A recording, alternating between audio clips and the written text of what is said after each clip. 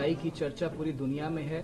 Lauren Powell jobs, जो कि late Steve jobs की वाइफ हैं, वो आपकी भक्त हैं और अब आपके पास आई हैं आपके आश्रम में।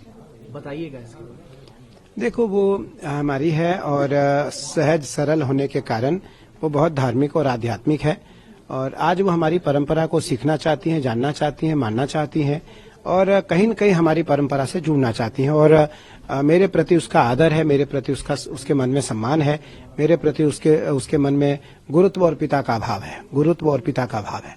मुझे लगता है यह सीख भारतीय परंपराओं को उन सभी को लेना चाहिए जो छोटे और बड़े लोग हैं भारत के, क्योंकि दुनिया के जो बड़े लोग हैं वो भी इस परंपरा को सीखना चाहते हैं।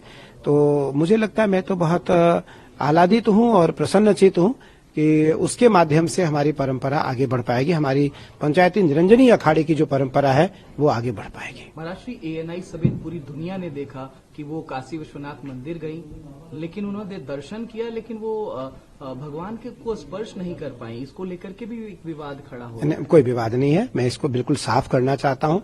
मैं आचार्य हूँ, आचार्य का काम है परंपराओं का पालन करना, आचार्य का काम है अपने मौलिक सिद्धांतों को पालन करना, आचार्य का काम है अपने आचरण को बनाए रखना। आचरति इति आचार्य है, जो आचरण को बना करके रखे वही आचार्य है, वही आचार्य है।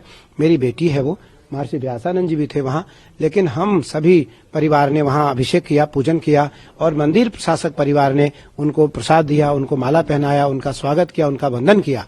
लेकिन वहाँ परंपरा है कि अदर हिंदू काशी विश्वनाथ मंदिर को स्पर्श नहीं करेगा। यदि इस परंपरा को मैं बनाकर नहीं रखूंगा तो निसंदेह परंपरा टूट जाएगी, बिगड़ जाएगी, बिखर जाएगी।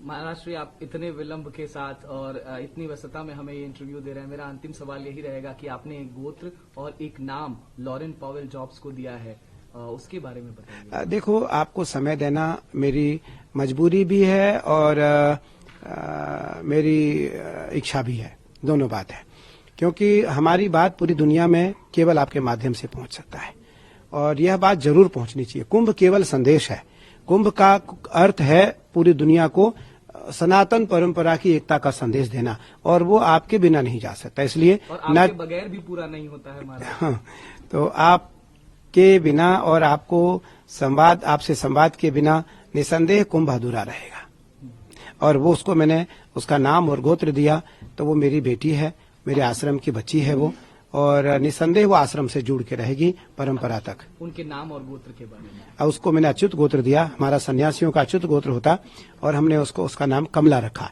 क्योंकि ज्योतिष के अनुसार उसकी जो गणना है उसके अनुसार उसका नाम निकला, तो उसके अनुसार उसका नाम क से निकला, तो मुझे सबसे अच्छा कमला लगा, तो मैंने उसका नाम कमला रखा और मैंने उसको अच्युत गोत्र दिया, अपना गोत्र दिया। अब क्या वो सनातनी हो गई या वो हिंदू हो गई, ये मान लें? पंचगव्य प्राशन कराया मैंने उसे, पंचगव्य प्राशन कराया, हमने उसके सारे संस्कार किए और उसके बाद हमने उसको नाम और गोत्र दिया है। तो धीरे धीरे मुझे लगता है वो हमारी पूरी परंपरा को समझ जाएंगी, जान जाएंगी और मानने लगेंगी। महाराज श्री, बहुत धन्यवाद आपने। जी, धन्यवाद।